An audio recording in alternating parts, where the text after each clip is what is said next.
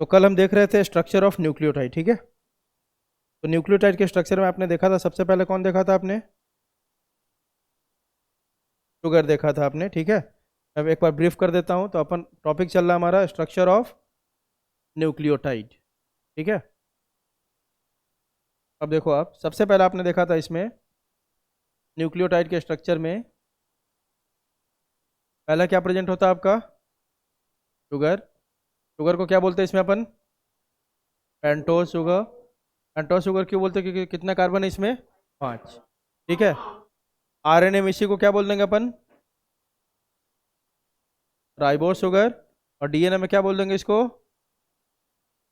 Deoxy ribose sugar. क्यों ऐसा बोलते हैं? कारण आपको याद है ना? सेकेंड प्राइम कार्बन पे आरएनए में क्या होगा? OH। और डीएनए में क्या होगा? H। ये आरएनए में होगा और ये आपका डीएनए में। क्लियर है सबको? ठीक है। उसके बाद देखो, सेकेंड जो प्रेजेंट होता है आपका, क्या प्रेजेंट होता है आपका? नाइट्रोजनस बेस, ठीक है। सेकेंड क्या प्रेजेंट होगा आपका? Nitrogenous base. यहां से अपन देखते हैं आज, ठीक है। तो देखो, आप जानते हो नाइट्रोजनस बेस की अगर बात करें अपन, ठीक है, तो नाइट्रोजनस बेस कितने टाइप के होते हैं? 2 टाइप के होते हैं। एक को अपन बोलते हैं क्या? प्यूरिन। और एक को क्या बोलते हैं अपन? पायरिमिडिन्स, ठीक है। अब ध्यान दो, प्यूरिन्स में 2 आएगा आपका, कौन कौन? एडेनिन एंड गुआनिन, ठीक है। और पायरिमिडिन्स में कौन आएगा आपका? Thymine and cytosine. याद रखने का, पायरिमिडिन का नंबर 3 है। कितने हैं? 3। थाइमिन, साइटोसिन और यूरेसिल। आपको कल ही बताया था कि आरएनए में क्या होगा, मतलब ये देखो, क्वेश्चन ऐसे करके पूछता है, ध्यान देना थोड़ा कि एक न्यूक्लिक एसिड में कितने नाइट्रोजनस बेस होते हैं? तो आपको आंसर क्या करना है? 4 करोगे, है ना। क्योंकि डीएनए में बात करें तो डीएनए में भी 4 ही होता है। ये 4 कौन कौन है आपके? ए के साथ हमेशा कौन होगा? टी। और जी के साथ हमेशा कौन होगा? सी। ये 4 हो गए डीएनए के। आरएनए में बात करेंगे तो उसमें भी 4 ही होगा आपका। ए, टी के जगह पे क्या होगा? यू। थाइमिन के जगह पे आरएनए में क्या होता है आपका? यूरेसिल। और बाकी आपका सेम जीसी। यहाँ पे हम कोई कॉम्प्लीमेंट्री बेस पेयरिंग नहीं दिखाएंगे, क्योंकि आरएनए क्या होता है आपका? Single strand. क्लियर है? अब देखो, जो आपका प्यूरिन पायरिमिडिन्स है ना, दोनों कैसे कंपाउंड है? ऊपर देखो तो हेट्रोसाइक्लिक। दोनों कैसे हैं? Heterocyclic compound. हेट्रोसाइक्लिक मतलब होता है ऐसा साइक्लिक कंपाउंड। साइक्लिक समझते हो ना, जैसे बेंजीन रिंग बनाते हो आप, है ना। जो रिंग के फॉर्म में होता है उसको क्या बोलते हैं? साइक्लिक। क्लियर है? चलिए बताओ अब देखो, हेट्रोसाइक्लिक का मतलब होता है कि इसमें 2 टाइप के कंपाउंड होंगे या एलिमेंट होंगे। जैसे कि आप पूरे स्ट्रक्चर में देखोगे, इसमें कार्बन भी होगा और दूसरा कौन होगा? नाइट्रोजन। क्योंकि 2 अलग अलग टाइप के एलिमेंट मिला के इस साइकिल को बनाता है, इसलिए इसको क्या बोलेंगे? जल्दी बताओ। हेट्रोसाइक्लिक। अगर मान लो पूरे में कार्बन ही होता तो क्या बोल देते? होमोसाइक्लिक। लेकिन इसमें क्योंकि 2 है, कार्बन भी है, नाइट्रोजन भी है, तो अपन क्या बोलेंगे इसको? हेट्रोसाइक्लिक। क्लियर है? अब आगे देखो, प्यूरिन्स। अब साइक्लिक बोल रहे हैं तो 2 साइकिल मिलके बना सकता है। मान लो एक साइकिल है और ये दूसरा है, तो मिलके बना सकता है, या सिंगल साइकिल होगा। तो जो है आपका प्यूरिन है, कैसा है देखो तो? Die cyclic. डाई साइक्लिक मतलब 2 रिंग मिलके आपका प्यूरिन बनाता है, मतलब 2 रिंग चेन होंगे इसमें। क्लियर है? जल्दी बताओ, जहाँ नहीं समझ में आएगा पूछेगा सब। आगे देखो, तो प्यूरिन आपका कैसा कंपाउंड है? आपका हेट्रोसाइक्लिक एरोमेटिक कंपाउंड है। कैसा आपका? Heterocyclic aromatic compound. Heterocyclic means atoms of 2 different element. Generally carbon के साथ कौन होगा यहाँ पे? Nitrogen. And aromatic, aromatic means होता है alternating single and double bond. इसके रिंग में देखोगे अल्टरनेटिंग सिंगल, मतलब मान लो कि ऐसे एक रिंग बनाते हैं समझने के लिए। मान लो कि ऐसा करके एक रिंग है, तो मान लो यहाँ पे अगर डबल बॉन्ड है तो अगला कैसा होगा? Single bond. फिर कैसा होगा? Double bond. फिर कैसा होगा? Single bond. मतलब इसमें अल्टरनेटिंग सिंगल डबल बॉन्ड मिलेंगे। क्लियर है? चलिए बताओ, इसलिए इसका पूरा नाम है हेट्रोसाइक्लिक एरोमेटिक कंपाउंड। हेट्रोसाइक्लिक मतलब हो गया आपका, इसमें 2 अलग अलग टाइप के एटम्स है, एक आपका कार्बन, दूसरा आपका नाइट्रोजन। एरोमेटिक, एरोमेटिक मतलब जानते हो जो एरोमा देता है, लेकिन यहाँ पे एरोमेटिक का मतलब क्या है? Alternate single and double bond. ठीक है, आगे देखो। अब पक्की बात है, हमने शुरू में ही पढ़ लिया कि ये डाई साइक्लिक है। डाई साइक्लिक मतलब टोटल कितने आपके डबल रिंग स्ट्रक्चर है, और पूरे दोनों साइकिल को मिला के कितने मेंबर होंगे उसमें, जल्दी बताओ। 9 मेंबर स्ट्रक्चर है। कैसा है आपका? 9। मतलब रिंग का काउंट करोगे, जैसे देखो ऐसे मैंने एक बनाया, ये समझने के लिए देखो, ये बना रहा हूँ मैं।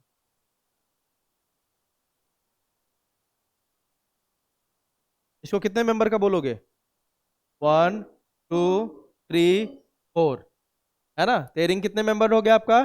4 मेंबर्ड रिंग हो गया। लेकिन ये डाई साइक्लिक है, तो टोटल कितने रिंग होंगे मिला के, टोटल मेंबर कितने होंगे इसमें? 9 मेंबर्ड। अब देखो, जिसमें 4 आपका नाइट्रोजन होगा और 5 क्या होगा? कार्बन।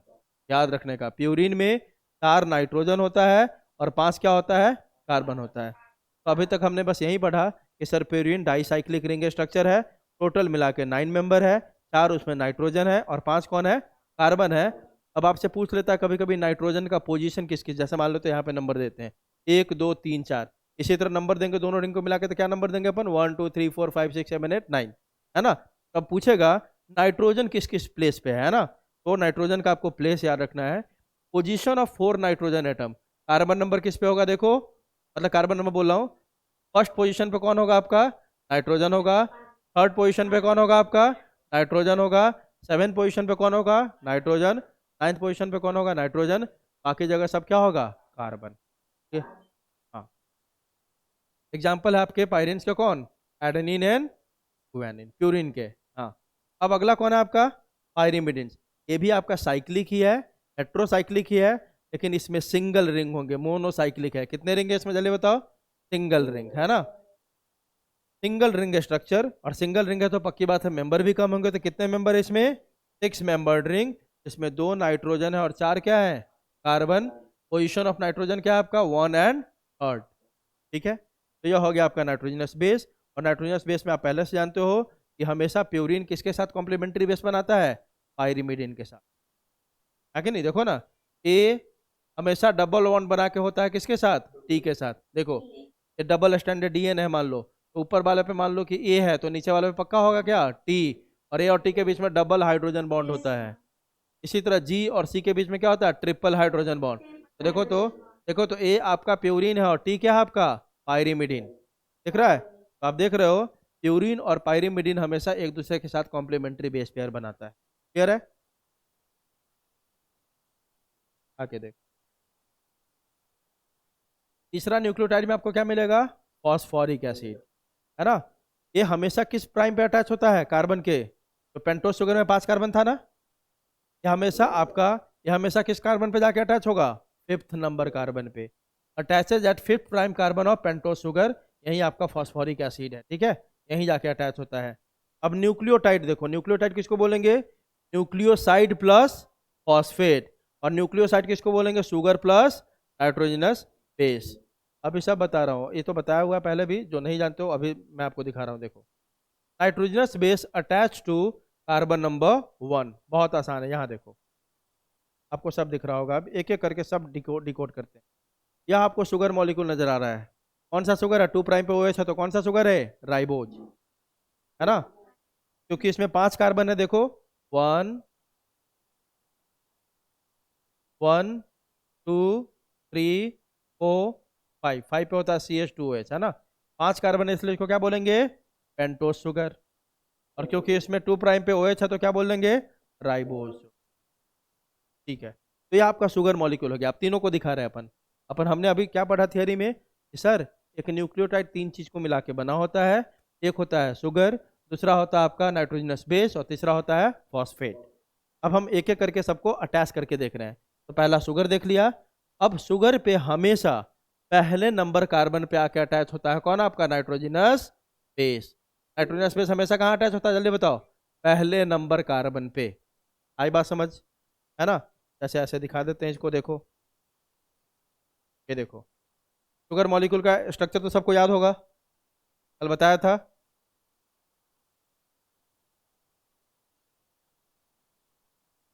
ठीक है, अब देखो, यहाँ पे ऑक्सीजन होता है, H H H OH H यहाँ पे है CH2OH, है ना। यहाँ पे ये कार्बन नंबर 1 है, carbon number 2, carbon number 3, carbon number 4, carbon number 5। बोलो सर 1 यही क्यों है? क्योंकि जो फंक्शनल ग्रुप के सबसे नजदीक होता है उसे वो क्या देते हैं अपन? Carbon number 1। ठीक है, तो देखो 1 कार्बन पे नीचे H होगा, मतलब 1 पे ही हमेशा आके अटैच होता है कौन? आपका नाइट्रोजनस बेस, है ना। अब यह नाइट्रोजनस बेस कोई भी हो सकता है। मान लेते हैं कि पहला बार में अटैच हुआ यहाँ पे एडेनिन, दूसरे बार में हो सकता है कौन अटैच हो वहाँ पे? थाइमिन। तीसरी बार में कौन अटैच हो सकता है? वह। चौथे बार में कौन हो सकता है आपका? हाइड्रोजन। मतलब यहाँ पे एक बार में एक ही नाइट्रोजन बेस अटैच होगा ना, जगह एक ही के लिए खाली है, तो कोई भी अटैच हो सकता है। उसके अकॉर्डिंग इसका नाम चेंज होते रहेगा। मान लो यहाँ पे नाइट्रोजनस बेस ऐड हुआ कौन आपका? ए। क्या ऐड हुआ? ए।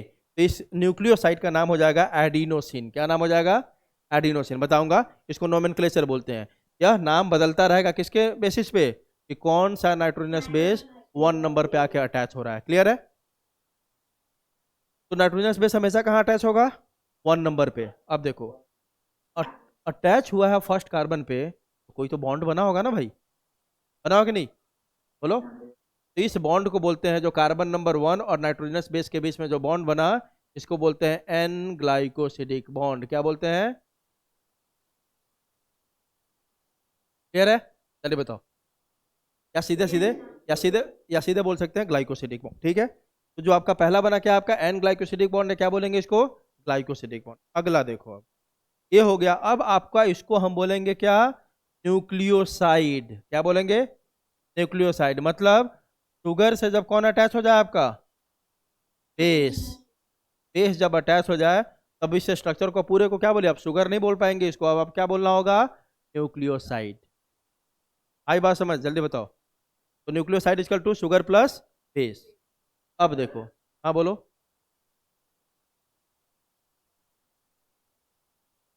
क्या? एन वो नंबर दिखाता है, ठीक है, कि कौन सा नंबर आपका बना रहा है। जैसे 1 ग्लाइकोसिडिक बॉन्ड, यहाँ पे कार्बन नंबर है सब दिखाता है, ठीक है। यहाँ पे सीधे बात एन ग्लाइकोसिडिक बोलो या क्या बोल सकते हैं, इसीलिए बोला ना सीधा glycosidic bond.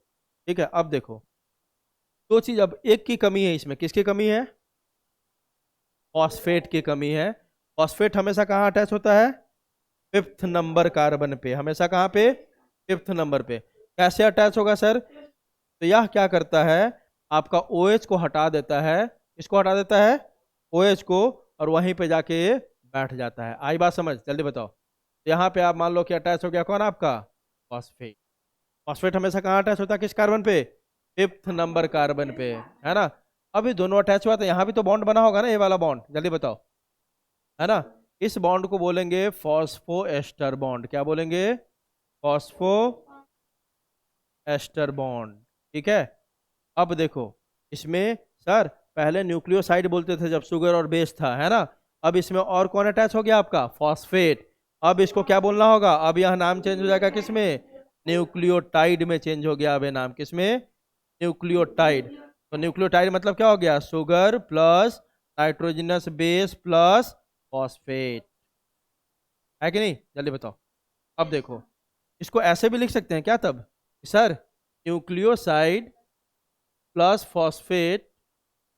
Phosphate is equal to nucleotide, बोल सकते हैं क्या? ठीक है, तो इस तरह से आपका, अब ये जब तीनों चीज आ गया, इसमें शुगर आ गया, नाइट्रोजनस बेस आ गया और फॉस्फेट आ गया, इस पूरे स्ट्रक्चर को क्या बोलेंगे? एक अपन। इसको क्या बोलेंगे? एक अपन क्या बोलेंगे? ये एक न्यूक्लियोटाइड बना है आपका। अब आप जानते हो ऐसे ऐसे हजारों न्यूक्लियोटाइड, या 500 न्यूक्लियोटाइड, 50 न्यूक्लियोटाइड ऐड होता है, तब जाके आपका एक DNA या क्या बनता है? RNA, है ना। तो एक न्यूक्लियोटाइड है। अब कल ही मैंने बताया था कि जब DNA या RNA बनेगा तो इसमें बहुत सारे न्यूक्लियोटाइड आपस में कनेक्ट होंगे कि नहीं होंगे? जल्दी बताओ, होगा कि नहीं होगा? तब जाके बनेगा। तो एक न्यूक्लियोटाइड दूसरे से भी कनेक्ट करने के लिए कोई बॉन्ड होगा कि नहीं होगा? बोलो, होगा ना। अब यह ध्यान से समझना है, यह ध्यान से समझना है हमेशा। ये मान लो 5 प्राइम है, कौन सा प्राइम है आपका? 3। फिर यहाँ पे क्या होगा? 5, यहाँ पे क्या होगा? 3। यह 5 यहाँ पे क्या होगा? 3। देखो फॉस्फो, जो अब दो न्यूक्लियोटाइड के बीच में जो बॉन्ड बनता है, हमेशा उसका नंबर याद रखेंगे। एक न्यूक्लियोटाइड का आपका 5 प्राइम का कार्बन होगा, है ना, जिसपे क्या प्रेजेंट होता है, फॉस्फेट। 5 प्राइम कार्बन पे क्या प्रेजेंट होता है, फॉस्फेट ही होता है ना। चलिए बताओ कैसे लिख, देखो 5 प्राइम कार्बन पे क्या प्रेजेंट होता है आपका, फॉस्फेट, है ना। और 3 प्राइम कार्बन पे क्या प्रेजेंट होता है, ओ एच, है ना। जो आपका बॉन्ड बनता है दो न्यूक्लियोटाइड के बीच में, हमेशा किसके बीच में बनेगा, फॉस्फेट और ओ एच के बीच में। 5 प्राइम का क्या होगा, फॉस्फेट, और 3 प्राइम का क्या होगा आपका, ओ एच।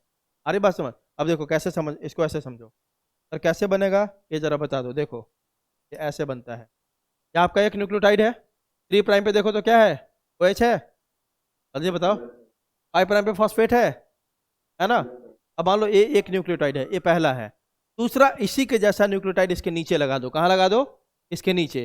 नीचे कैसे ओरिएंटेशन होगा, ऐसे ओरिएंटेशन होगा कि इसका 5 वाला, यह वाला इसके सामने होगा, किसके सामने, इसको OH के सामने, है ना। और इसी के बीच में बॉन्ड बन जाएगा। आई बात समझ, जल्दी बताओ। मतलब ये सबको समझ में आया, जो भी है ऑनलाइन, जो भी है समझ में आया सबको। तो देखो हमेशा बॉन्ड किसके बीच में बनेगा, 3 प्राइम का OH के बीच में और 5 प्राइम के फॉस्फेट के बीच में, ऐसे बॉन्ड बनता चला जाएगा सब में। क्लियर है, जल्दी बताओ इस बॉन्ड को क्या बोलेंगे अपन। अब यह बॉन्ड जो बना आपका एक न्यूक्लियोटाइड का दूसरे वाले से, this bond is called phospho diester. इसको एस्टर नहीं बोलेंगे, क्या बोलेंगे, फॉस्फोडाइएस्टर बॉन्ड। आई बात समझ। तो 3 टाइप के बॉन्ड आपको देखने को मिला। कितने टाइप के बॉन्ड देखने को मिला आपको, 3 टाइप के बॉन्ड आपको देखने को मिला। वो कौन कौन से बॉन्ड है मैं लिख दे रहा हूं यहाँ पे, ठीक है। 3 टाइप के बॉन्ड कौन कौन से हैं। हाँ, पहला बॉन्ड किसके बीच में था, शुगर और बेस के बीच में। ये कौन सा बॉन्ड था आपका, ग्लाइकोसाइडिक, ठीक है। दूसरा बॉन्ड जो बना आपका, वह बना किसके बीच में, शुगर प्लस प्लस फॉस्फेट के बीच में। यह कौन सा बॉन्ड था भाई, phospho ester bond, phospho ester bond. तीसरा बॉन्ड जो बना हमारा इसके बीच में, जल्दी बताओ, one nucleotide to other nucleotide. Other या बोलो नेक्स्ट न्यूक्लियोटाइड, है ना, नेक्स्ट न्यूक्लियोटाइड। यह कौन सा बॉन्ड है भाई, phosphodiester bond, phosphodiester bond. Clear है। हाँ, लिखना चाहे तो शुगर का हमेशा कार्बन नंबर कौन सा होगा, 1, 1 से जुड़ेगा। यहाँ पे शुगर का कार्बन नंबर कौन होगा, 5। यहाँ पे एक न्यूक्लियोटाइड का क्या होगा, 5 प्राइम फॉस्फेट, और दूसरे का क्या हो गया, 3 प्राइम OH। इसके बॉन्ड में जो बॉन्ड बना इसी को बोलते हैं phospho diester bond, phospho diester. Clear है, बताओ। एक minute,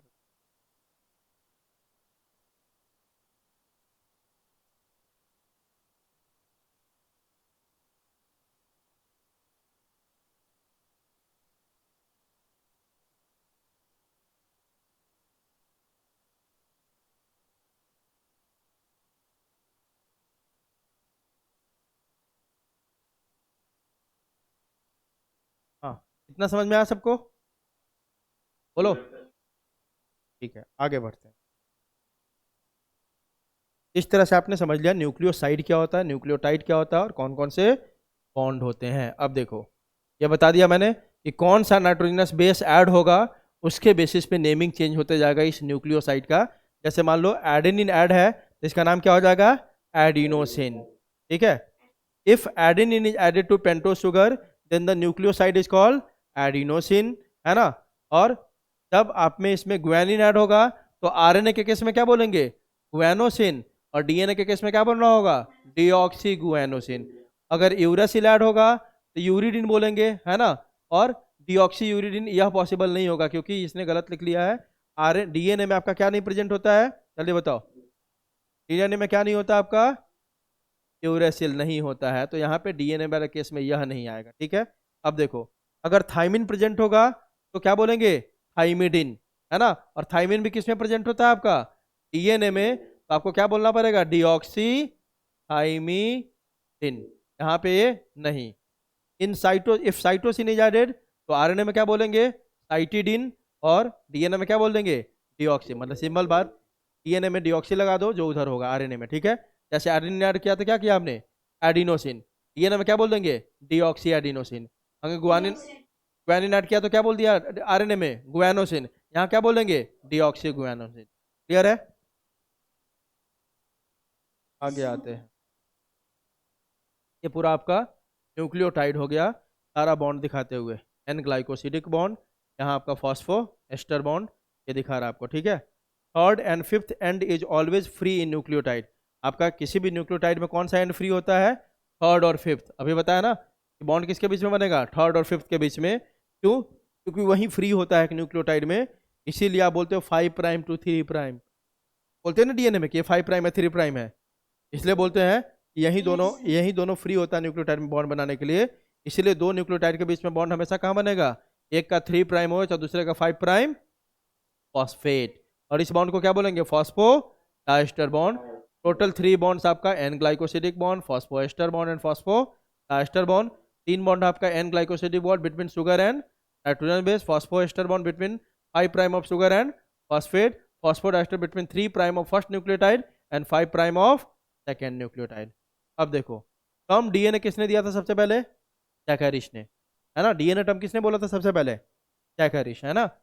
double helical structure of DNA किसने दिया था, वॉटसन एंड क्रिक ने। किसने, डबल हेलिकल समझते हो ना। डीएनए आप कभी भी देखो डायग्राम में, तो डायग्राम में ऐसा नजर आएगा डीएनए, देखते हो ऐसा।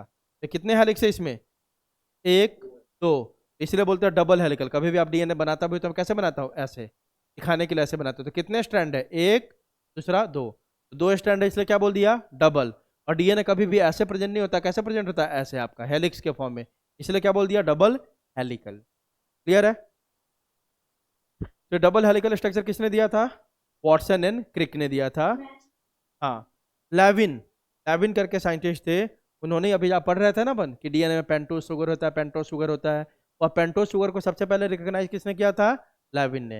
Lewin identified a 5 carbon sugar ribose in nucleic acid in 1910। Kossel अगले साइंटिस्ट थे, demonstrated the presence of 2 pyrimidines and purine. जो हमने पढ़ा है ना, तो किसी ने पहले बताया होगा ना ये सब बातें, जल्दी बताओ। वही अपन पढ़ रहे हैं कि टर्म डीएनए जैकरिस ने दिया। डबल हेलिकल किसने बोला, वॉटसन एंड क्रिक ने। लेविन ने बोला कि डीएनए में आरएनए में शुगर होता है, उसको राइबोज बोला। कौशल ने क्या बताया, इसमें नाइट्रोजनस बेस 2 टाइप के होते हैं, प्यूरिन एंड पाइरिमिडिन। क्लियर है। आगे देखें, रोजलैंड फ्रैंकलिन। देखो, ये जो वॉटसन एंड क्रिक ने क्या दिया, डबल हेलिकल मॉडल दिया ना, इसकी सबसे बड़ी बेस जो रखी थी ना, वो किसने रखी थी, रोजलैंड फ्रैंकलिन ने। इन्होंने ही सबसे पहले डीएनए के स्ट्रक्चर को एक्सरे क्रिस्टलो, मतलब एक्सरे रे पास करवा के डीएनए में से, उसका एक्सरे करवाते तो अपन को आ जाता है ना, जैसे आप बोन का करवाओगे, किसी चीज का करवाते हो तो एक्सरे आता है ना फिल्म। इसी तरह सबसे पहले डीएनए का रफ इमेज किसने निकाला था एक्सरे करके, रोजलैंड फ्रैंकलिन ने। और उन्हीं के डेटा को यूज करके बहुत पॉइंट सारे ऐड कर दिए किसने, वॉटसन एंड क्रिक ने। और उनका मॉडल ज्यादा फेमस हो गया। आ रही बात समझ, जल्दी बताओ। शुरुआती सारा काम किसने किया था, रोजलैंड फ्रैंकलिन ने। इन्होंने सारा एक्सरे क्रिस्टलोग्राफी किया, सारा इमेज निकाला, उसी इमेज को और अच्छे से निकाल के यूज करके सारा इन्फॉर्मेशन में कुछ कुछ और नया पॉइंट ऐड करके वॉटसन एंड क्रिक ने दे दिया था क्या, आपका double helical model of DNA. आई बात समझ। Rosalind Franklin studied the structure of DNA using X ray. He showed that DNA is helix. इन्होंने ही दिखाया कि डीएनए हेलिक्स है, ठीक है। In 1953 James Watson and Francis Crick proposed the 3-dimensional structure of DNA। 3D structure इन्होंने दिया था, जिसका नाम था, फेमस नाम क्या दिया गया, double helical model of DNA. Helix तो इन्होंने बता दिया, इन्होंने बस उसी इन्फॉर्मेशन को यूज किया और अच्छे से एक पूरा थियरी रख दिया कि हम लेके आ रहे हैं क्या, double helical model of DNA. और उसमें बहुत सारे पॉइंट इन्होंने ऐड कर दिए, ठीक है।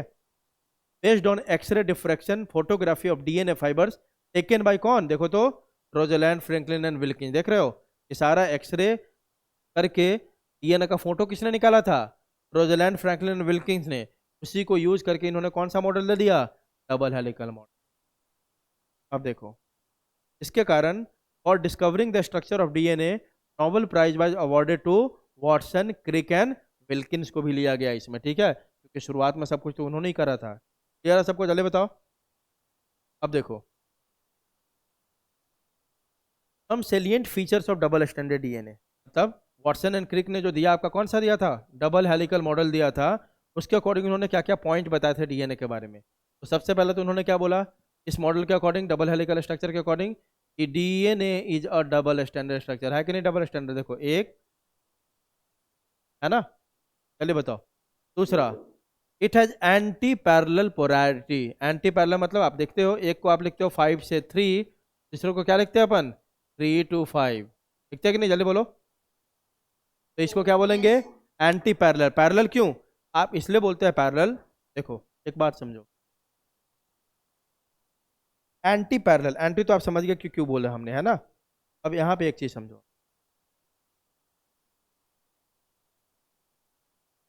हमने बोला एंटी पैरेलल, क्यों बोला, यह समझ रहे हो, पैरेलल क्यों बोला यह समझ रहे हो अपन। देखो, डीएनए के दो स्ट्रैंड के बीच में जो डिस्टेंस होता है ना, हमेशा क्या होता है आपका, यूनिफॉर्म होता है। कैसा होता है जल्दी बताओ, यूनिफॉर्म। दो स्ट्रैंड के बीच में जो डिस्टेंस होगा हमेशा कैसा होगा आपका, यूनिफॉर्म डिस्टेंस होगा, है ना। अब यूनिफॉर्म मतलब क्या होता है, मतलब ये होता है कि अगर इस एंड पे, यहाँ पे मान लो दोनों के बीच की दूरी है 2 मीटर, कितना है, 2 मीटर, तो कहीं भी जाओगे तो दोनों के बीच की दूरी कितनी होगी, 2 मीटर, मतलब कि पूरा यूनिफॉर्म होता है, तभी तो पैरेलल उसी को बोलते हैं ना। तो ऐसे लाइन जो कभी मीट नहीं कर सकता, that is called parallel lines. ये पूरा डीएनए का स्टैंड ऐसे पैरेलल होता है। पैरेलल मतलब ऐसे तो नहीं दिखाते अपन बुक में, बुक में अपन ऐसे दिखाते हैं डायग्राम इसका, ऐसे दिखाते हैं, लेकिन आप देखोगे यह जो हेलिक्स है ना, सब जगह जैसे देखोगे सब जगह डिस्टेंस क्या होगा आपका, इक्वल ही होगा। आई बात समझ, जल्दी बताओ।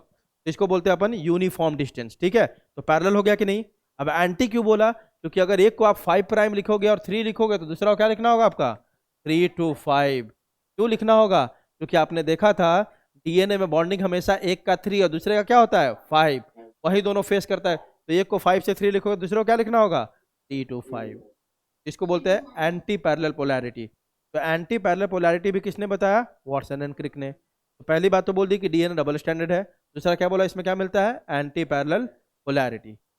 तीसरी बात इन्होंने क्या बोली, कि डीएनए में कॉम्प्लीमेंट्री बेस पेयरिंग होता है। क्या होता है, कॉम्प्लीमेंट्री बेस पेयरिंग। अब ये क्या है, देखो बहुत आसान है। हाँ, कि अगर अपन को डीएनए का एक स्ट्रैंड का बेस सीक्वेंस पता है, तो आराम से दूसरे का प्रिडिक्ट कर सकते हैं कि नहीं कर सकते हैं, जल्दी बताओ। अगर ऊपर हमें पता है कि यहाँ पे ए है, यहाँ पे जी है, यहाँ पे टी है, यहाँ पे टी है, अगर ऐसे हमें पता है एक स्टैंड का, तो हम दूसरे स्टैंड का बता सकते हैं। नीचे क्या हो जाएगा, टी, यहाँ क्या होगा, टी, यहाँ क्या होगा, ए, यहाँ क्या होगा, जी। ए और टी के बीच में हमेशा कौन सा डबल बॉन्ड, हाइड्रोजन बॉन्ड होता है, हाइड्रोजन। ई और सी के बीच में ट्रिपल बॉन्ड, फिर यहाँ दो, हाँ, तो ऐसे करके, ठीक है। ये बॉन्ड क्यों जरूरी है, अभी आपने पढ़ा कि सर डीएनए पैरेलल होता है पूरा, तो पैरेलल होता है तो इसको इसी तरह मेंटेन करने में, स्टेबल करने में कोई तो हेल्प कर रहा होगा ना। ये कौन कर रहा है, बीच का ये कौन सा बॉन्ड, हाइड्रोजन बॉन्ड। ये डीएनए को एकदम यूनिफॉर्म रखता है। क्लियर है। अब देखो, इसी को बोलते हैं कॉम्प्लीमेंट्री। दैट इज, अगर डिफाइन करना है तो क्या बोलेंगे, if the sequences on one strand of DNA is known, we can predict the sequence on the other strand. That is called complementary base pairing. Complementary क्या होता है, जैसे मान लो ये 5 उंगली है आपका, हमने बोला इसमें 1 2 3 लाइनिंग दिख रहा है, अगले हाथ का सेम उंगली में पूछेगा तो आप आराम से देख के काउंट करोगे कि बता दोगे कि 3 ही होगा, है ना। That is called complementary base pairing. Clear है, बोलो। चलो, तो यही से बातें लिखा है, देखो और भी बहुत सारी बातें हैं इसमें, पिच के बारे में देखेंगे अभी। Complementary base pairing means we can predict the position of ATGC on other strand just by seeing the first strand. कर सकते हैं कि नहीं। अगला क्या बोला इन्होंने, कि uniform distance between 2 strand of DNA. पक्की बात है, क्या होगा दोनों के बीच में, यूनिफॉर्म डिस्टेंस होगा। देखो, यूनिफॉर्म डिस्टेंस होने से के पीछे एक और रीजन है। वो रीजन क्या है, देखो क्यों यूनिफॉर्म डिस्टेंस होता है। अब देखो यहाँ पे, अगर ऊपर में प्यूरिन होगा तो नीचे में पक्का क्या होगा, पायरीमिडीन, है ना। अगर नीचे में, अगर देखो नीचे में अगर प्यूरिन है तो ऊपर में हमेशा क्या होगा, पायरीमिडीन। अगर ऊपर में पायरीमिडीन है तो नीचे में क्या होगा, प्यूरिन। तो यह सीक्वेंस एकदम बराबर ही रहेगा, रहेगा कि नहीं, जल्दी बताओ। हाँ, चलो अगला इन्होंने क्या बोला, कॉइलिंग ऑफ डीएनए, है ना, coiling of DNA is in right handed fashion. Right handed fashion मतलब अभी आप देखोगे, मान लेते हैं यह एक्सिस है, डीएनए कहाँ पे, एक एक्सिस मान लिया, इस पे जो इसका आप देखते हो ना डीएनए इस फॉर्म में होता है कि नहीं, जल्दी बताओ, है ना। इसका कॉइलिंग किस फॉर्म में है, लेफ्ट हैंडेड फॉर्म में है कि राइट हैंडेड, मतलब एंटी क्लॉकवाइज है या क्लॉकवाइज है, हमेशा। तो हम डीएनए पढ़ते हैं ना, हमारे बुक में जो दिया हुआ है, किस डीएनए के बारे में दिया हुआ है, लिख लो बी डीएनए। कौन सा डीएनए दिया हुआ है, बी डीएनए, है ना। जो वॉटसन एंड क्रिक ने भी जिसका स्ट्रक्चर बताया था, कौन सा डीएनए था, बी डीएनए। कौन सा था आपका, बी डीएनए। आ रही बात समझ। अब डीएनए के 5 टाइप होते हैं, ए, बी, सी, डी और ई नहीं, जेड, है ना। ए बी सी डी और सीधे कहाँ पहुंचेंगे, जेड, ठीक है। तो A B C D, A B C D में सब में राइट हैंडेड कॉइलिंग है। राइट हैंडेड मतलब ये मान लो एक्सिस है, सबको दिख रहा है, ये एक्सिस है मान लो, ये एक्सिस है, ऑनलाइन वाले दिख रहा है सबको, ये एक्सिस है मान लो। यहाँ पे कॉइलिंग जो डीएनए का होगा कैसा होगा आपका, जल्दी बताओ, राइट हैंडेड। कैसा होगा, राइट हैंडेड कॉइलिंग होता है ना। केवल एक डीएनए आपका जेड डीएनए, जिसका कॉइलिंग कैसा होगा, लेफ्ट हैंडेड, याद रखने का। बस जेड डीएनए का कॉइलिंग कैसा है आपका, लेफ्ट हैंडेड, बाकी सबका कैसा है, राइट हैंडेड। हम जो बुक में पढ़ रहे हैं यहाँ पे भी, और 12th में ही पढ़ेंगे, मॉलिक्यूलर बेसिस ऑफ इनहेरिटेंस में, वो कौन सा डीएनए होगा, बी डीएनए। क्लियर है। अगला देखो, 6 नंबर बहुत इंपॉर्टेंट है, समझने लायक बात है। देखो बेटा, ये डीएनए जो है आपका, हमेशा मान लो एक्सिस है, ठीक है। एक्सिस में कॉइलिंग 2 तरीके से कर सकते हो तुम, एक ऐसे ऐसे कर सकते हो और एक ऐसे ऐसे कर सकते हो। कर सकते हो कि नहीं, बोलो। यहाँ देखो अलग अलग दिखा रहा हूँ, आप ऐसे ऐसे कर सकते हो इस पे कॉइलिंग, या तो ऐसे ऐसे कर सकते हो। कर सकते हो कि नहीं, जल्दी बताओ।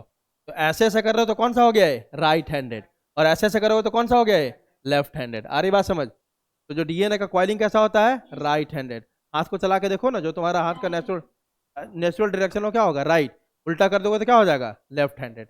ठीक है, जल्दी बताओ, आया समझ। अब देखो, यह बात बहुत समझना जरूरी है। आपके बुक में नैनोमीटर में नहीं दिया होगा, आपके बुक में देखो तो 34 एंगस्ट्रम दिया होगा, देखो तो। पिच, पिच की वैल्यू एनसीईआरटी में देखो दिया होगा 34 एंगस्ट्रम। ये वाले टॉपिक पे जाओ, न्यूक्लिक एसिड्स, छोटा सा दिया होगा तुम्हारे में, कितना दे, 34 एंगस्ट्रम दिया होगा, है ना, दिया हुआ है, बोलो। एंगस्ट हाँ, तो एंगस्ट्रम को कन्वर्ट करोगे नैनोमीटर में तो यही आएगा।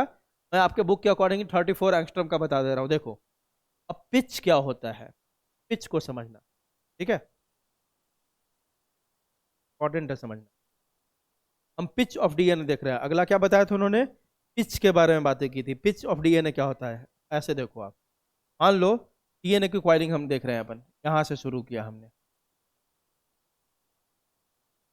One complete turn off DNA is called pitch. एक कंप्लीट टर्न को, है ना, तो हम कहीं से ले सकते हैं, यहां से लोगे तो एक कंप्लीट टर्न कहाँ खत्म हो रहा है, यहां हो रहा है कि नहीं, जल्दी बताओ, है ना। यहां से अगर लेंगे तो एक कंप्लीट टर्न कहाँ खत्म हो रहा है, यहां हो रहा है कि नहीं, जल्दी बताओ, बोलो। जहां से आप लोग वहां पे, तो मान लेते हैं हम अपन यहां से ले रहे हैं, इसको ले रहे हैं, तो यहाँ पे एक कंप्लीट टर्म खत्म होगा, मतलब यहाँ से यहाँ जहाँ शुरुआत होता है वहीं पे एंड किया हमने। इस वन कंप्लीट टर्म को क्या बोलेंगे अपन, जल्दी बताओ, पिच। क्या बोलेंगे, पिच। सीधी बात, one complete turn off DNA is called pitch. अब डीएनए कहीं पे भी कॉइल्ड होगा ना भाई, ऐसे करके होगा कि नहीं। अब वन कंप्लीट टर्न को क्या बोलेंगे, अपन यहाँ से ले लिया इसको, तो ये क्या हो गया, एक पिच हो गया। यहाँ से लेके यहाँ तक क्या हो गया, दूसरा पिच हो गया। यहाँ से लेके यहाँ तक मान लो कि इसको और आगे ले जाओ, ऐसे लेके आएंगे तो यहाँ तक क्या हो जाएगा आपका, तीसरा पिच। बात समझ में आ रही है। एक टर्न का कंप्लीट टर्न को अपन क्या बोलेंगे, एक पिच। ये बात सबको समझ में आई, जल्दी बोलो क्या। अरे वन कंप्लीट टर्न मतलब जहां से तुमने शुरुआत किया, वन कंप्लीट कब बोलेंगे, ये देख, ये सर्कल है, इस सर्कल पे हमें एक कंप्लीट टर्न लेना है, ठीक है। तो यहाँ से मान लो शुरू किया हमने, यहाँ से ऊपर से शुरू कर रहे हैं, यहाँ से एक कंप्लीट टर्न कब होगा, जब इसको हमने यहाँ से लेके आया, यहाँ लेके आया, यहाँ लेके आया, तो आधा हुआ, आधा से फिर यहाँ लेके आएंगे तो क्या होगा, एक कंप्लीट। हाँ, उसी पॉइंट पे खत्म करने का, ठीक है। तो देखो वन कंप्लीट टर्न मतलब यहाँ से लेके यहाँ तक एक कंप्लीट टर्न हुआ। एक डीएनए का हेलिक्स बनाते हो तो कैसे बनाते हो, देखो ऐसे करके ये बनाया, ये कंप्लीट हुआ क्या, नहीं, ऐसे जाके करेंगे तब कंप्लीट होगा ना। ये देखो ना, एक तो यहाँ पे आधा हुआ है, अब ऐसे करके यहाँ आ गया तो क्या हो गया, पूरा हो गया। तो यहाँ से लोगे तो यहाँ लो, यहाँ से लोगे तो यहाँ कंप्लीट हो रहा है। तो एक कंप्लीट टर्न अपन लेना है, सीधी बात याद रखो। One complete turn off DNA is called pitch. क्या बोलेंगे, पिच। आपको यह नहीं पूछेगा कि इसमें कितने पिच है, ठीक है। बस इतना याद रखो, वन कंप्लीट टर्न जहाँ से शुरुआत करोगे, मतलब अगर यहाँ से शुरुआत करोगे ऊपर वाले से तो ऊपर वाले लोगे, डिप्रेशन से शुरुआत करोगे तो कहाँ लोगे, डिप्रेशन वालों लोगे। मतलब फिर से एक पूरा डायग्राम बनाता हूँ मेरे को, यहाँ देखो।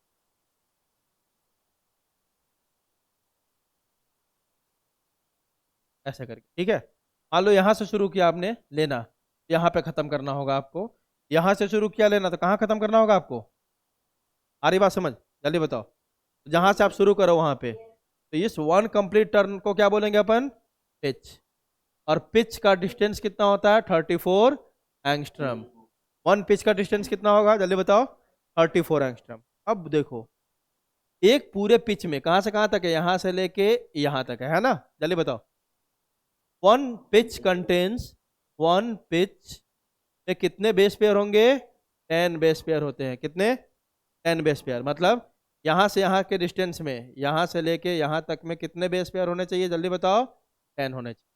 1 2 3 4 5 6 7 8 9 10। यहाँ से यहाँ तक में कितने बेस पेयर होने चाहिए, जल्दी बताओ, 10 बेस पेयर होने चाहिए। तो आपसे क्वेश्चन पूछेगा कि दो बेस पेयर के बीच में डिस्टेंस बताइए, ए और बी। मान लेते ए है और ए बी है, दो बेस पेयर के बीच में डिस्टेंस बताओ।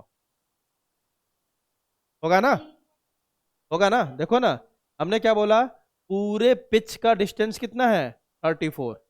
और पूरे पिच में कितने बेस पेयर है, 10।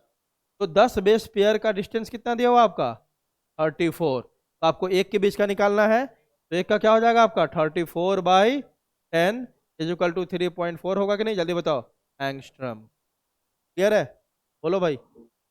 हाँ,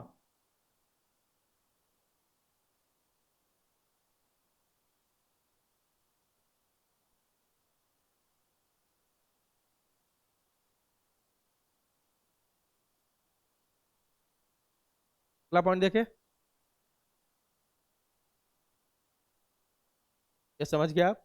मैंने यहाँ पे इसको नैनोमीटर में निकाला है, तो एंगस्ट्रम को जब 34 एंगस्ट्रम को कन्वर्ट करोगे नैनोमीटर में तो कितना आएगा आपका, 3.4। ठीक है, क्लियर है। हाँ, चलो आगे देखते हैं। तो देखो, इतना आपके, मैं एक बात अभी बता दूं आपको, या आपके बुक में इतना नहीं दिया हुआ है, डीएनए के बारे में बहुत कम दिया हुआ है। लेकिन हम डीएनए आरएनए के बारे में डिटेल में इसलिए पढ़ रहे हैं क्योंकि यह हमारा पीछा कभी भी नहीं छोड़ने वाला है। 11th में भी, और आपको पूरा पूरा ये किस में पढ़ना है, 12th में। तो 12th में ये सब आपको 12th में इतना पूरा डिटेल में जानना है, इसलिए मैंने पहले ही बता दिया, ताकि डीएनए हर चैप्टर में ही सुनते होगे आ जाता कहीं ना कहीं, तो आपको बेसिक नॉलेज पहले से पूरा पता हो, ताकि मेरे को 12 में पढ़ाने की जरूरत नहीं हो। क्लियर है, जल्दी बताओ, है ना। हाँ, अब देखो, DNA is more stable than RNA. कल ही बताया था एक दो कारण क्यों होता है। पहला तो आप जानते हो कि आरएनए में सेकेंड प्राइम पे क्या होता है, ओ एच, और डीएनए में क्या होता है, एच। आप जानते हो, इससे क्या पता चला कि डीएनए में ऑक्सीजन का नंबर कम है इन कंपैरिजन टू आरएनए, है कि नहीं। वहाँ पे OH था, इसमें H है, एक ऑक्सीजन कम हो गया ना। जिसमें जितना ऑक्सीजन कम होगा उतना ज़्यादा स्टेबल होगा, जिसमें जितना ऑक्सीजन का नंबर ज़्यादा होगा उतना ज़्यादा रिएक्टिव होगा। तो डीएनए में क्योंकि एक ऑक्सीजन कम है, तो आरएनए से ज़्यादा स्टेबल होगा कि नहीं होगा, होगा। दूसरी बात, आरएनए में यूरेसिल प्रेजेंट होता है और डीएनए में क्या होता है आपका, थाइमीन, है ना। जो थाइमीन है ना, वो ज़्यादा स्टेबल होता है इन कंपैरिजन टू यूरेसिल। इसके कारण भी आपका डीएनए ज़्यादा स्टेबल है, किसके कंपैरिजन में, आरएनए के कंपैरिजन में। ठीक है, उसके अलावा कहीं कहीं पे आरएनए आपको एंजाइम की तरह भी एक्ट करता है, किसके तरह, एंजाइम। और जो भी एंजाइम की तरह एक्ट करेगा वह रिएक्टिव होगा कि नहीं होगा, जल्दी बताओ, है ना। क्योंकि उसको रिएक्शन को कैटेलाइज करना है, तो रिएक्शन को कैटेलाइज जब तक रिएक्ट नहीं करेगा कैसे करेगा।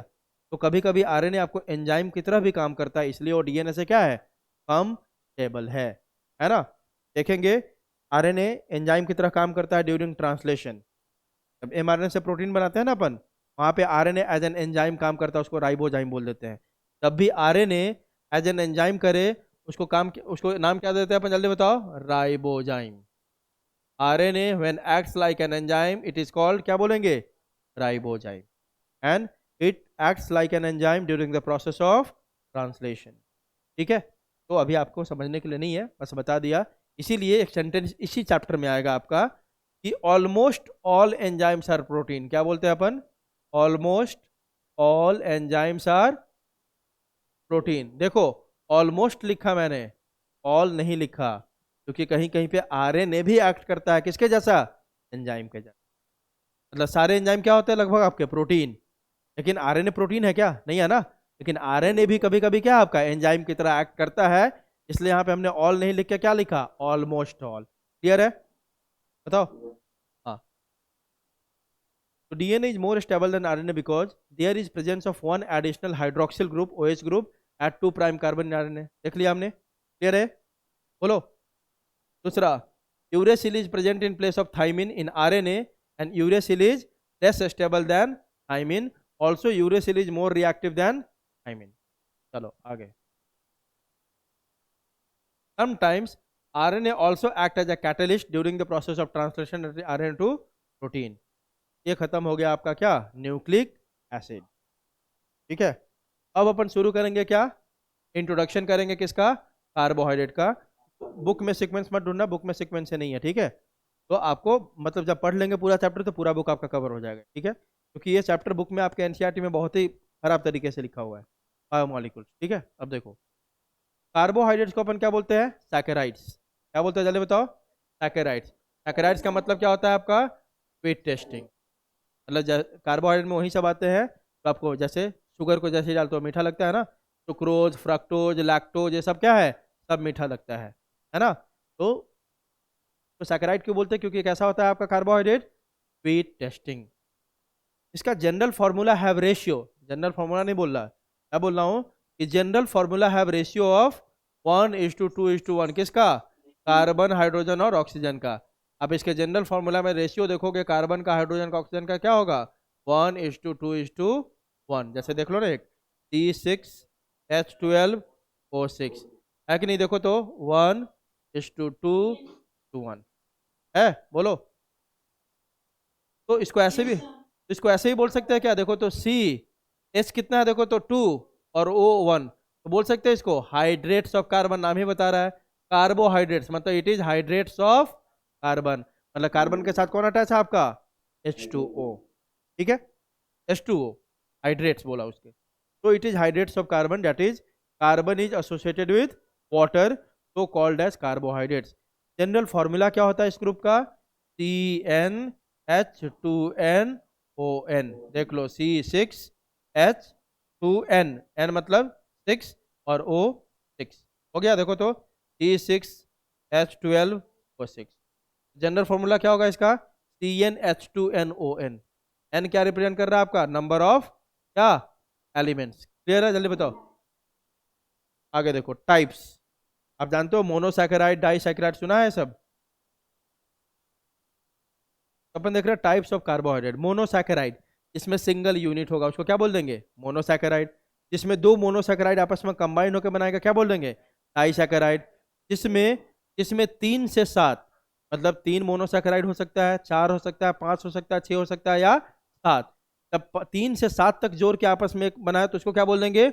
ऑलिगो। ऑलिगो मीन्स क्या होता है? फ्यू। ऐसे समझो, एक होगा तो मोनोसैकेराइड, 2 होगा तो डाइसैकेराइड, 3 होगा तो ट्राई, 4 होगा तो टेट्रा, 5 होगा तो पेंटा। लेकिन 3 से 7 के लिए हम टेट्रा पेंटा ना यूज कर क्या क्या यूज कर लेते हैं? ऑलिगोसैकेराइड। ऑलिगो मीन्स होता है फ्यू। ठीक है, उसके बाद पॉलीसैकेराइड क्या होगा? हैविंग मोर देन 7 यूनिट, मतलब 7 मोनोसैकेराइड, 7 या उससे ऊपर मोनोसैकेराइड जब आपस में जुड़ के एक सैकेराइड बनाएगा उसको क्या बोल देंगे? पॉलीसैकेराइड। क्लियर है? तो सबसे पहले हम किसको देखेंगे? मोनोसैकेराइड को। किसको देखेंगे? डेफिनेशन हो गया, मेड अप ऑफ कल unit, it may have carbon number. अब देखो, एक मोनोसैकेराइड में कार्बन का नंबर वेरी कर सकता है। कितने कितने कार्बन हो सकते हैं भाई? हो सकता है 3 कार्बन हो। मिनिमम कितने कार्बन होते हैं? 3। वही लिख रहा है देखो, it may have carbon number from 3 to 7। सो अगर 3 कार्बन होगा तो उस मोनोसैकेराइड को क्या बोल देंगे? ट्रायोज। अभी आपने देखा था 5 कार्बन था तो क्या बोल दिया था? पेंटोज, है ना। हाँ, तो अगर 3 कार्बन होगा तो क्या बोल देंगे? ट्रायोज। और एग्जाम्पल क्या है इसका? Glycerol aldehyde. ये किसका एग्जाम्पल आपका? ट्रायोज का। ये मोनोसैकेराइड है, कि मोनोसैकेराइड में कौन सा है आपका 3।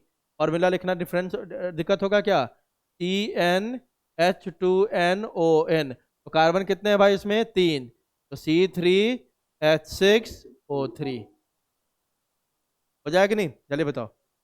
आगे देखो, अगर चार कार्बन होगा तो क्या बोलेंगे इसको, टेट्रोज। फॉर एग्जाम्पल क्या है इसका, एरिथ्रोज। फॉर्मूला आप लिख लोगे। आगे देखते हैं, अगर 5 कार्बन होगा तो क्या बोलेंगे, पेंटोज। फॉर एग्जाम्पल अभी आपने देखा था राइबोज, डीऑक्सी राइबोज, अरबिनोज, है ना। रहने दो। अगर 6 कार्बन होगा तो क्या बोलेंगे, हेक्सोज, है ना। फॉर एग्जाम्पल क्या आपका, glucose, fructose and galactose. Mainly हमको यही हेक्सोज जैसा पढ़ना है, ठीक है। अगला आपका जब 7 कार्बन होगा तो क्या बोल देंगे, एक्टोज। एग्जाम्पल है इसका टीडोहैप्टुलोज, ठीक है, क्लियर है। अब हमें जो मेनली देखो, है तो आपका ट्रायोज, पेंटोज ये सब है, लेकिन हमें जो पढ़ना है मेनली कौन सा शुगर पढ़ना है, हेक्सोज शुगर। मतलब कार्बन हैविंग, मतलब sugar having how many carbon, 6 carbon. हाँ, तो हमें ये वाला पढ़ना है, ठीक है। हेक्सोज शुगर, और इन जनरल, मतलब अभी हम जनरल शुगर की बात कर रहे हैं ना, मेनली हम पढ़ रहे हैं हेक्सोज, लेकिन ये जो 2-3 लाइन है सब शुगर पे अप्लाई है, जो भी शुगर है ना। हेक्सोज शुगर और in general any sugar molecule can have either an aldehyde और कीटो ग्रुप। मतलब जो भी शुगर होते हैं ना, उसमें 2 ही फंक्शनल ग्रुप देखने को मिलता है, या तो एल्डिहाइड होगा या क्या होगा, कीटोन। अरे भाई समझ, शुगर मॉलिक्यूल में 2 ही आपके फंक्शन ग्रुप होते हैं, या तो एल्डिहाइड या कीटोन। अगर उस शुगर मॉलिक्यूल में एल्डिहाइड है अगर आपका क्या फंक्शनल ग्रुप, तो शुगर को क्या बोल देंगे, एल्डोस शुगर। अगर कीटोन है तो क्या बोल देंगे, कीटोस शुगर। मतलब फंक्शनल ग्रुप के बेसिस पे नेमिंग कर दिया। अगर एल्डिहाइड फंक्शनल ग्रुप है तो क्या बोल देंगे, एल्डोज। अगर कीटोन है तो क्या बोल देंगे, कीटोज, ठीक है। They are polyhydroxy compound. आप किसी भी शुगर में देखोगे ना, बहुत सारे OH होंगे। क्या होगा, बहुत सारा, जल्दी बताओ, OH। इसलिए इसको क्या बोलते हैं, इसलिए क्या बोलते हैं इसको, polyhydroxy compound. For example glucose, ठीक है। ग्लूकोज, अब एक एक करके अपना देखना हमने शुरू किया हेक्सोज शुगर के बारे में। सबसे पहला किसके बारे में देख रहे हैं, ग्लूकोज के बारे में। और मिला आपको पता है पहले से C6H12O6, है ना। ये कैसा शुगर है देखो तो, एल्डोस शुगर।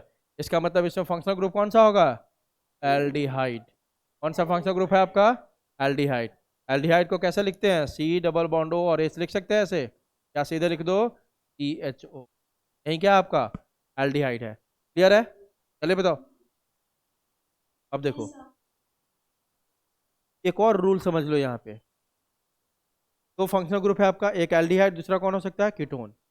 एल्डिहाइड हमेशा शुगर में कहाँ पे होता है, टर्मिनल कार्बन पे, मतलब एंड में होगा कहीं पे, है ना, ठीक है। और कीटोन कभी भी एंड पे नहीं होगा, कहीं ना कहीं कहाँ होगा, बीच में होगा, ठीक है।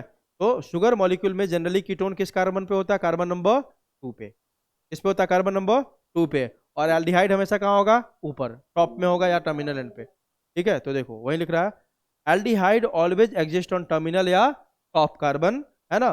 Glucose can exist in 2 form. आप जानते हो किसी भी चीज का 2 स्ट्रक्चर हो सकता है, एक ओपन चेन हो सकता है, और एक उसी को किस फॉर्म में बना सकते हैं, रिंग के फॉर्म में बना सकते हैं ना।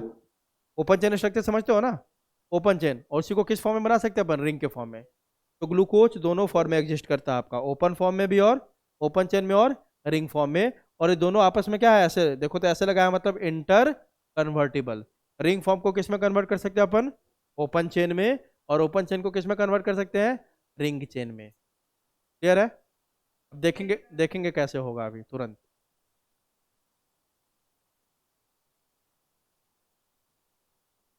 ये देखो, आप पहला कौन सा डायग्राम देख रहे हैं अपन, ओपन चेन फॉर्म। कौन सा देख रहे हैं जल्दी बताओ, ओपन चेन।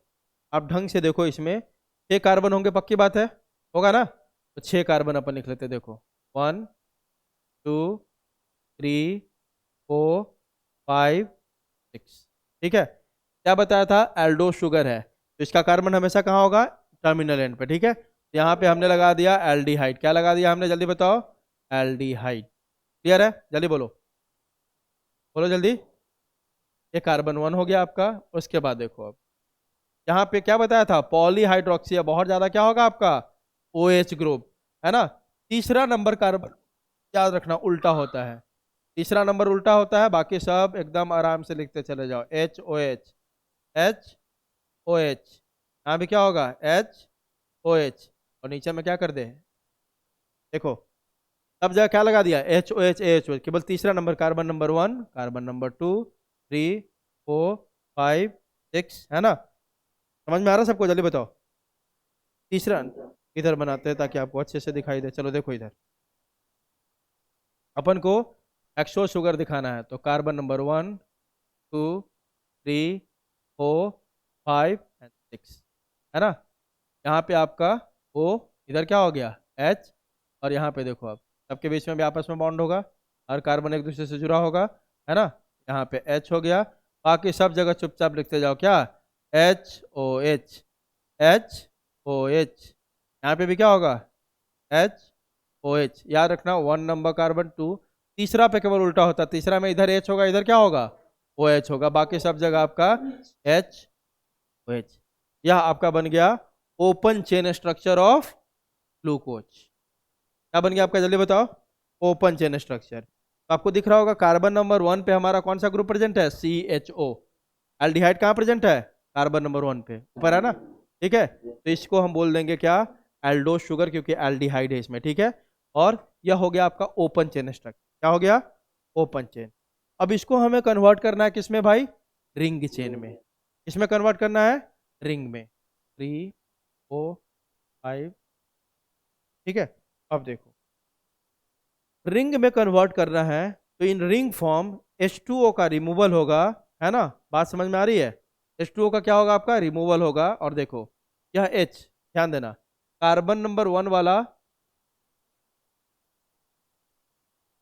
यहाँ देखो कार्बन नंबर में HO है ना, इसका ये H, कार्बन नंबर 1 का कौन आपका, जल्दी बताओ, H, और कार्बन नंबर 5 का कौन, जल्दी बताओ, OH। यह दोनों क्या बन के निकल जाएगा बाहर, H2O। अब बच कौन गया यहाँ पे, ऑक्सीजन बच गया ना, जल्दी बताओ।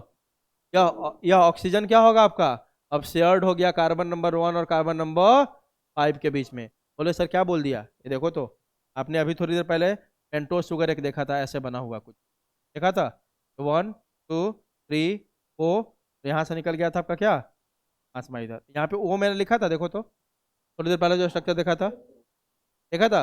आप क्या बोलोगे, यह ऑक्सीजन किसके, रिंग फॉर्म कैसे बना आपका, रिंग फॉर्म हमेशा बनेगा जब जो फंक्शनल ग्रुप है उसका कोई पार्ट दो के बीच में शेयर हो जाएगा। तो देखो इसका O जो है कार्बन नंबर 1 और कार्बन नंबर 4 के बीच में शेयर्ड है कि नहीं, जल्दी बताओ, दोनों के लिए कॉमन है कि नहीं, बोलो, बोलो भाई। अरे क्या, केमिस्ट्री पढ़ा रहा हूँ आज तो मैं, है ना। आप देख रहे हो, इसका जो ऑक्सीजन होगा, ये कार्बन नंबर 1 और कार्बन नंबर 5 के बीच में क्या हो जाएगा, शेयर्ड हो जाएगा, ठीक है। तो देखो नीचे आप डायग्राम देखो तो ज़्यादा अच्छे से समझोगे, ये देखो आप, क्योंकि इसका H और OH निकल गया, और यह ऑक्सीजन दोनों के बीच में क्या होगा आपका, शेयर्ड हो गया, ठीक है, और रिंग का फॉर्मेशन हो गया। सिंपल बात ऐसे है, एक नोटबुक दो, ये देखो, ये ओपन चेन फॉर्म है, ध्यान देना, ये कौन सा फॉर्म है आपका, ओपन चेन स्ट्रेट, ठीक है। अब हमें क्या करना है, इसको रिंग में डालना है। तो रिंग में कैसा होगा, कोई चीज़ जब इस दोनों के बीच में क्या हो जाए, मान लो ऐसे ओपन है, ये ऐसे है, ओपन है, अब रिंग बनाना है, तो दो एक ऐसे बेंडिंग होगा तभी होगा ना, इसीलिए वो दो के बीच में क्या होगा, कार्बन नंबर 5 इधर है मान लो, और कार्बन नंबर 1 अभी यहाँ है। रिंग बनाना है तो कुछ शेयर करना होगा ना कॉमन, तो इसको शेयर कर दिया ओ को, बेंड किया, बेंड करके क्या बना लिया, जल्दी बताओ, रिंग। आई बात समझ, बोलो, हाँ, ठीक है। तो यहाँ पे ऐसे जाके आपका बनता है, सिंपल सी बात। लेकिन देखो अब होगा क्या, प्रॉब्लम अभी भी है। प्रॉब्लम क्या है, इसको समझते हैं, बस इसी पे खत्म करेंगे आज का लेक्चर, है ना। एक मिनट, हाँ देखो प्रॉब्लम अभी क्या है, आपने सर बोल तो दिया H और OH निकल गया, यह वाला H और इसका कौन आपका कार्बन OH, ये बाहर निकल गया, ठीक है, बाहर तो निकल गया। अब नया डायग्राम थोड़ा बना लेते हैं। C, यहाँ पे कौन है आपका, O है, O है ना, O को थोड़ा नीचे ले लेते हैं, इधर ले लेते हैं, क्योंकि अब ये कॉमन हो गया दोनों के लिए, ठीक है। C, बाकी सारा डायग्राम सेम रहेगा आपका, जल्दी बताओ, C2, 3, 4, 5, 6, इन सब जगह पर सही लिख दिया अपन। इधर क्या आपका H O H, यहाँ पे क्या आपका H O H, ध्यान देना क्या मैं बताने का ट्राई कर रहा हूँ, H O H, इधर भी क्या है H O H, इधर भी क्या आपका HOH, और यहाँ पे क्या है आपका H। ध्यान देना, और यह आपका शेयर्ड हो गया कार्बन नंबर 1 2 3 4 5 6। कार्बन नंबर 1 यहाँ से उड़ चुका है, सॉरी ये सुनो, ये तो उड़ चुका है ना, यहाँ से यह हट चुका है। अब ये इससे कौन आपका आ चुका है अटैच, कौन हो चुका है आपका ऑक्सीजन, ये ऐसे। अब ध्यान देना, वैलेंसी पूरा करना है अपन को। कार्बन के कितने वैलेंसी पूरा करने होते हैं, 4। 4 में देखो तो, 4 में देखो तो, क्योंकि ऑक्सीजन C डबल बॉन्ड हो था, लेकिन अब शेयरिंग हो गया, तो एक इसका बॉन्ड है, किसका है, तो यहाँ पे एक ऑक्सीजन का है, ठीक है, दूसरा यहाँ है, तीसरा चौथा कहाँ है, इसका तो पूरा नहीं है, इसका तो पूरा हो गया, देखो पासमा का पूरा है, 1 2, तो यहाँ से आपका ऑक्सीजन वाला है ना, 3 और नीचे 4। कार्बन नंबर 5 का बॉन्ड पूरा है कि नहीं, जल्दी बताओ। लेकिन कार्बन नंबर 1 का है क्या, नहीं है ना, इसीलिए इसीलिए जो H2O बाहर निकला था ना, ये फिर से हाइड्रोलाइज होकर क्या बना लेगा, H प्लस OH माइनस, और यहाँ पे लग जाएगा, इधर आ गया H प्लस, और इधर मान लो आ गया कौन आपका OH माइनस। अब इसका पूरा हो गया क्या, जल्दी बोलो, है ना, क्या पूरा हो गया, जल्दी बताओ विश्वास, है ना। तो इसको लैंग्वेज में कैसे समझेंगे अपन कि सर इसका कार्बन नंबर 1 का H, कार्बन नंबर 5 का क्या हुआ, OH बॉन्ड बना के मतलब निकल गया बाहर H2O के फॉर्म में, और ऑक्सीजन शेयर्ड हो गया कार्बन नंबर 1 और कार्बन नंबर 5 के बीच में, जिसके कारण आपका कैसा स्ट्रक्चर बन गया, रिंग फॉर्म, पहली बात। लेकिन सर कार्बन नंबर 1 का क्योंकि वैलेंसी पूरा नहीं हुआ है, तो H2O फिर से क्या होगा, हाइड्रोलाइज हो जाएगा, टूट जाएगा, और H plus OH plus carbon number 1 के साथ जाके अटैच हो जाएगा, और उसके वैलेंसी को पूरा कर देगा। क्लियर है, जल्दी बताओ। चलो अब देखेंगे, आगे देखेंगे अपन कल, ठीक है।